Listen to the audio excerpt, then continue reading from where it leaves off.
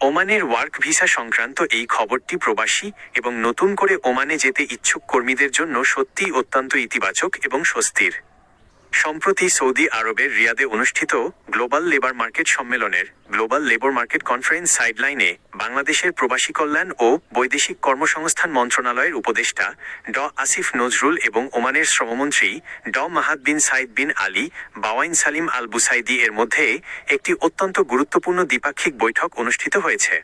এই বৈঠকের মূল সিদ্ধান্ত এবং সুখবরগুলো নিচে তুলে ধরা হলো। ওয়ার্ক ভিসা পুনরায় চালু। ওমানের শ্রমমন্ত্রী স্পষ্ট আশ্বাস দিয়েছেন যে বাংলাদেশের কর্মীদের জন্য ওমানের বন্ধ থাকা ওয়ার্ক পারমিট ভিসা খুব দ্রুতই পুনরায় উন্মুক্ত করা হবে। ভিসা বন্ধের আসল কারণ ওমান সরকার জানিয়েছে 2023 সাল থেকে অদক্ষ ও আধাদক্ষ কর্মীদের নতুন ভিসা সাময়িকভাবে স্থগিত করার মূল কারণ ছিল দেশটিতে ইতিমধ্যে থাকা অনিয়মিত বা অনথিভুক্ত আনডকুমেন্টেড প্রবাসী কর্মীদের আইনিভাবে বৈধ করা। জরিমানা ছাড়া বৈধতা। ওমানে বর্তমানে যেসব বাংলাদেশি কর্মী অনিয়মিত বা ইকামা সংক্রান্ত জটিলতায় আছেন তাদের কোনো প্রকার জরিমানা ছাড়াই বৈধ করার বিশেষ সুযোগ দেওয়া হচ্ছে। দক্ষ কর্মীদের অগ্রাধিকার। প্রকৌশলী, ইঞ্জিনিয়ার্স, চিকিৎসক, ডক্টরস এবং নার্সেস মতো দক্ষ পেশাজীবীদের ওমানের শ্রমবাজারে প্রবেশের সুযোগ আরও সহজ ও প্রসারিত করা হবে।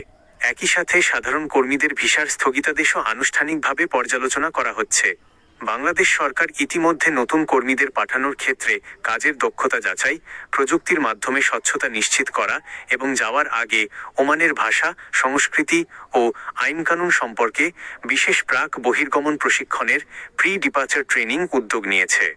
এর ফলে ওমানগামী কর্মীরা সেখানে গিয়ে কোনো আইনি বা কাজের জটিলতায় পড়বেন না। ভিডিও বা নিউজের এই আপডেটটি লক্ষ লক্ষ রেমিটেন্স যোদ্ধা এবং নতুন আবেদনকারীদের জন্য একটি বড় আশার আলো। আপনি কি ওমানের নতুন ভিসা প্রসেসিং নাকি সেখানে থাকা কোনো কর্মীর বৈধকরণের নিয়ম সম্পর্কে নির্দিষ্ট কিছু জানতে চাচ্ছেন?